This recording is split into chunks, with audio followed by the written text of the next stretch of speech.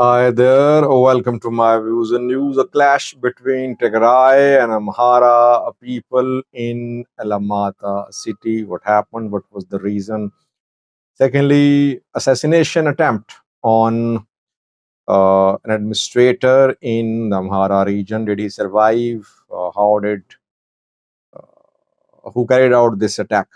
Who is this man? Thirdly, Somaliland has found a way of de-escalating the situation between Ethiopia and Eritrea. Usi Abdi, the Somaliland's president, talked about how to diffuse tension between Ethiopia and Eritrea. What did he say? Firstly, viewers, southern zone, which has come largely under Tigray control, a few territories remaining, a few places remaining. Largely, we can say it's under Tigray control. Now, but tension still there. Uh, we have received report about fighting, small scale clash. It's not that there was a large scale clash. It was small scale clash between Tigray and Amhara people. It happened in Alamata city. I reported about the entry of TDF members in Alamata. Hundreds of them entered. They're trying to consolidate their control of the city Alamata. Military still there. Amhara people there trying to stop the DPLF, Tigray fighters, from taking over entire Alamata city. So tension there. Militaries controlling the situation there. And reportedly last night, a clash erupted between Tigray fighters and some residents of Alamata city. Tigray fighters are mainly based at 3 or 4 schools. They're bringing in more fighters. They're bringing in Tigray government leaders too, who were leading the government in this area before the start of war. So a lot is happening. Amhara people are trying to resist, trying to stop Tigray fighters from taking over the entire Alamata city. That is why a clash erupted reportedly last night between Tigray fighters and Amhara people. People were injured. No casualties, luckily. People were injured.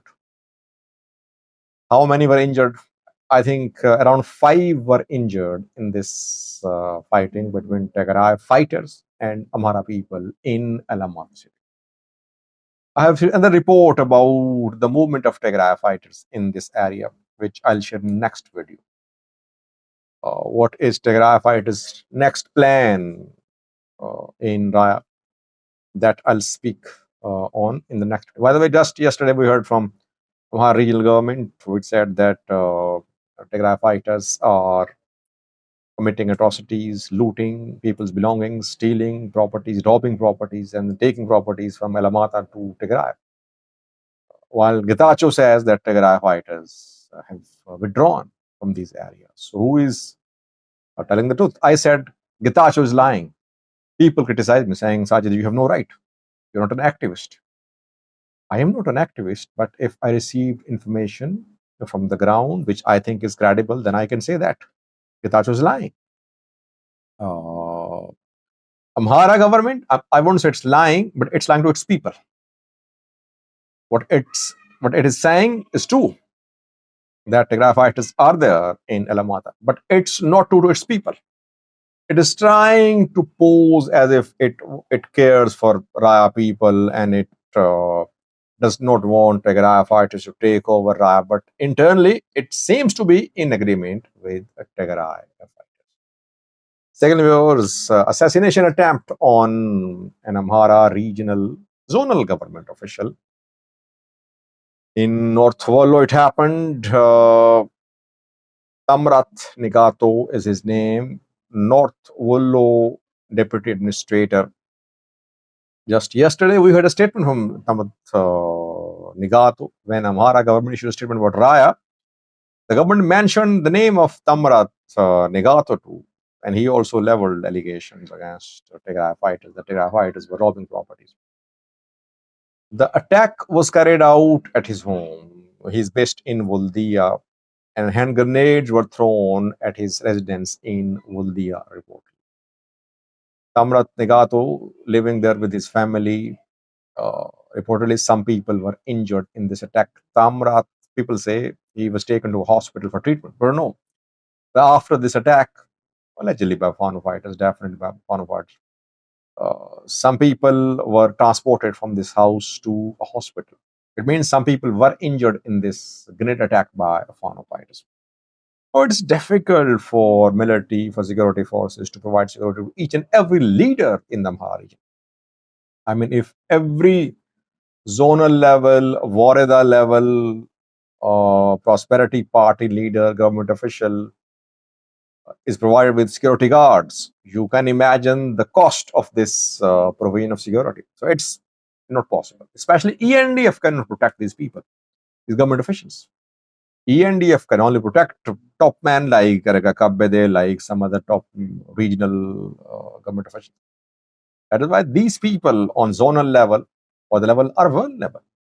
Because Fano groups have good intelligence network. They know about the movement of these leaders, about the location of these leaders. And it's not difficult for them to carry out these hand grenade attacks.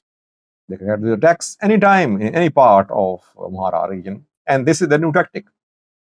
Run, hit and run attacks.